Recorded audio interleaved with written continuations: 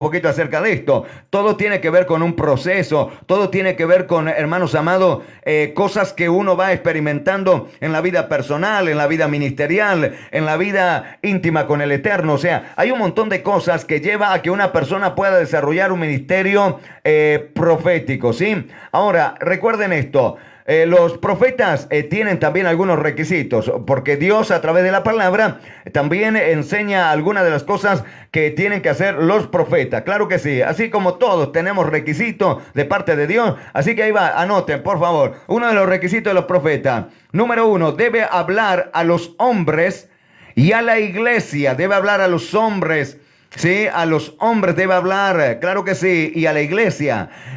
Dios levanta profetas en las naciones, Dios levanta profetas, hermano, en algunas ciudades, Dios levanta profetas en el campo, Dios levanta profetas donde Él considere que sea necesario levantar profetas. Ahora, el profeta debe hablar a los hombres y también debe hablar a la iglesia. ¿Cuál es el propósito por el cual Dios levanta a un profeta? ¿Cuál es el propósito? Que hable. ¿Que hable qué? La palabra que viene del cielo. ¿Cuál es el propósito de esa palabra? Tres propósitos. Número uno, el propósito de la palabra profética, edificar. Señora, señores, es importante saber que la palabra de un profeta edifica. Cuando hablamos de edificar, hablamos, hermanos amados, de levantar, de establecer, de fortalecer y también de coordinar correctamente el propósito de Dios. Por eso es que la Biblia dice, escuche esto, en el pasaje que leímos en el libro de Efesios, en el capítulo 4, en el verso 11 en adelante, dice que Dios constituyó a los profetas para perfeccionar a los santos. Ahora, edificar tiene que ver con perfeccionar. Número 2, dice que la palabra profética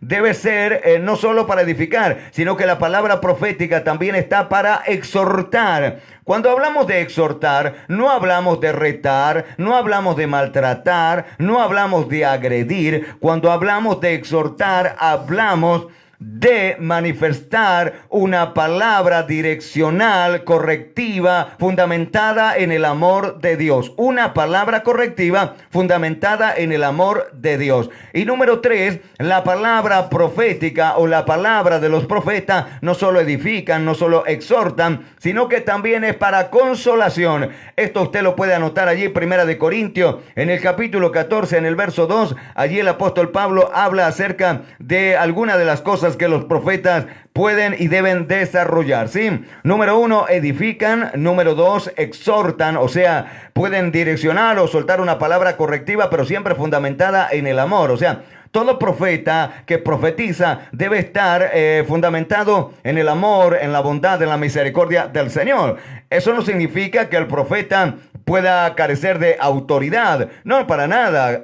Si miramos al profeta Juan el Bautista, era un hombre que tenía el amor de Dios, pero que sin embargo también tenía autoridad del cielo. Y en esa autoridad y en ese amor, cuando tenía que decir las cosas como eran, las decía, hermano. Sí, él no andaba con vuelta. Cuando le tuvo que decir a Herodes lo que estaba haciendo mal, se lo dijo. Y así, cuando a la gente que corría hacia él para que lo bautizara, también le tuvo que llamar la atención y decirle una palabra de exhortación. Le entregó esa palabra y le dice: ¿quién les enseñó a ustedes huir, generación de víbora? Y cosas así. Tremenda palabra. Pero bueno, es importante saber que los profetas tienen esa capacidad: edificar, exhortar y también consolar. Claro que sí, ¿eh?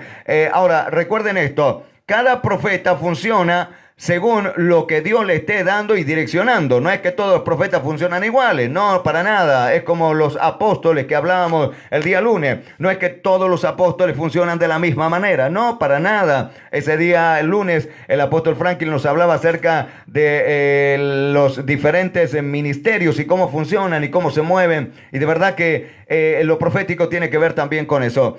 Así que entonces es importante saber que un profeta va a edificar, exhortar y consolar. Número 2, otro requisito del profeta: debe enseñar lo de Dios. Según Primera de Corintios capítulo 14 verso 31, un profeta, hermanos amados, verdaderamente levantado por Dios, va a enseñarte las cosas del reino, va a posesionarte en la sabiduría de lo alto. Claro que sí. Ahora, todo profeta se equipa, se prepara, todo profeta puede recibir conocimientos, todo profeta puede, hermanos amados, recibir adiestramiento, pero el objetivo central por el cual Dios entrega el ministerio profético a alguien es para que pueda dar a conocer y pueda enseñar todo lo relacionado al Dios del cielo. Por eso es que en la antigüedad, los profetas que verdaderamente entraban al secreto del Eterno, el Eterno les revelaba la palabra que tenían que soltar al pueblo, al rey o a quien sea. Y es lo que en estos días también Dios está haciendo con muchos profetas aquí en nuestra República Argentina. Saludamos a todos los profetas que están en nuestra República y a todos los profetas de diferentes naciones. Sí,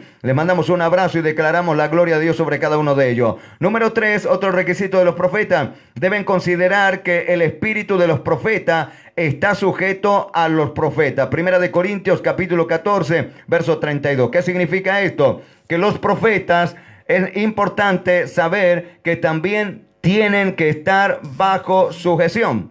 Porque vivimos en una época donde hay muchísimas personas que, como consideran que tienen un ministerio y que pueden desarrollar algunas actividades, como por ejemplo soltar palabras proféticas, consideran que no tienen que estar sujetos a nadie. Consideran que ellos pueden hacer lo que se les da la gana y que ellos no tienen que, rendirle cuenta a nadie. Y que se pueden mandar solo y que pueden hacer lo que se les da la gana estando solos. Señoras y señores, quiero decirle que aquí las Escrituras es bien coherente en lo que dice. Está hablando acerca de un orden y está hablando acerca de algo que beneficia a quien ejerce el ministerio profético, estar bajo sujeción. Entonces, hay profetas que, vuelvo a decirte, en su estado de aprendizaje puede ser que uno se equivoque.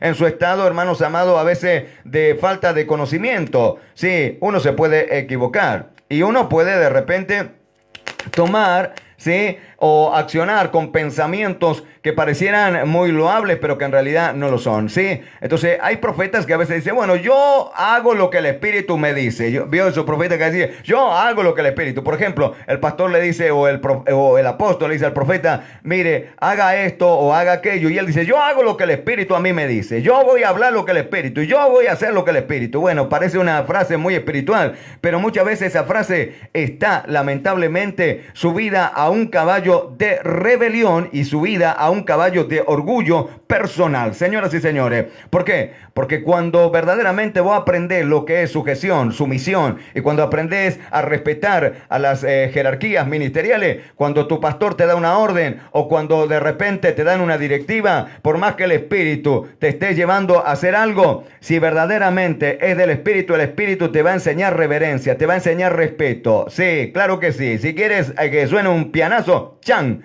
Sí, la gente dice, que suene un piano ahí, ¡chan! Claro que sí, porque hay muchos que verdaderamente tienen este pensamiento y este criterio, y por eso es que lamentablemente a veces hay ministerios proféticos que no pueden desarrollarse de la manera correcta. Entonces, un profeta tiene que estar allí siempre bajo las alas o bajo la sujeción de quien es su autoridad, para que de esa manera pueda tener éxito y para que de esa manera también pueda alcanzar cosas extraordinarias en el reino de Dios. Es importante saber esto, ¿sí?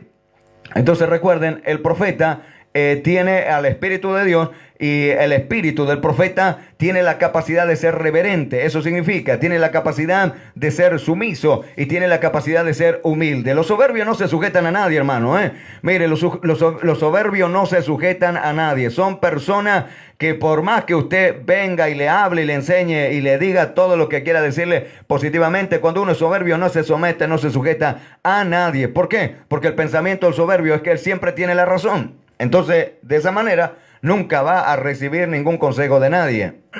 Otra de las cosas, vamos. ¿Están anotando? Requisito de los profetas, ¿sí? Vamos, ahí estamos. Debe obedecer. Otra de las cosas que debe saber un profeta, aprender a obedecer. Jonás capítulo 1, verso 1, como habíamos mencionado, allí Dios le dio una palabra a Jonás, ¿sí? Y sin embargo, Jonás, ¿qué hizo? Desobedeció. Jonás era un muchacho con un montón de traumas internos, y aunque estoy seguro que Jonás amaba a Dios, pero sin embargo, hermanos amados, en su ministerio profético, él tuvo varias problemáticas que enfrentar, y una de las cosas que él tenía que enfrentar era su incapacidad de obedecer. Él no quería obedecer. Dios le dio una palabra, le dijo que vaya a tal ciudad y él dijo, no, yo voy a hacer lo que yo quiero. Y se fue para otro lado. ¿Qué es lo que a veces le pasa a muchos profetas? A muchos profetas que no quieren someterse, sujetarse en una casa ministerial, que no quieren estar bajo la autoridad de un apóstol, de un ministro, de una confederación o de una federación o de una institución. Entonces ellos dicen, bueno, no quiero obedecer esto, voy para el otro lado. Y de ahí se va para el otro lado, y de ahí se va para el otro lado. Y eso es negativo para la vida espiritual, ministerial y en todos los aspectos. Señoras y señores, es importante saber que Jonás sufre, en medio de la desobediencia, sufre un montón de situaciones adversas. Si bien el amor y la misericordia de Dios lo cubrió, lo abrazó y le dio nuevas oportunidades, pero él tuvo que sufrir algunas situaciones negativas. Es lo que Dios no quiere que sufran los profetas en estos días.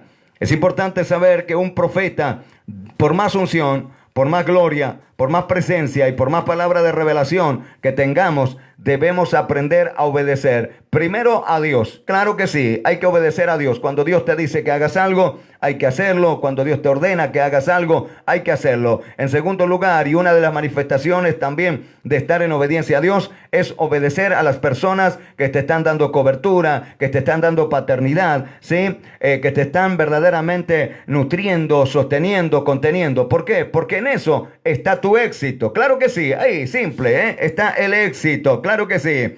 A ver, otro de los requisitos de los profetas: deben desarrollar una relación muy íntima con el Eterno. Los profetas deben desarrollar una intimidad muy estrecha con el Padre, muy cercana. Bueno, tenemos al profeta Daniel. El profeta Daniel tenía una intimidad tan cercana al Eterno que el Padre no solo, hermano, le daba gracias, sino que le daba cualidades interesantes.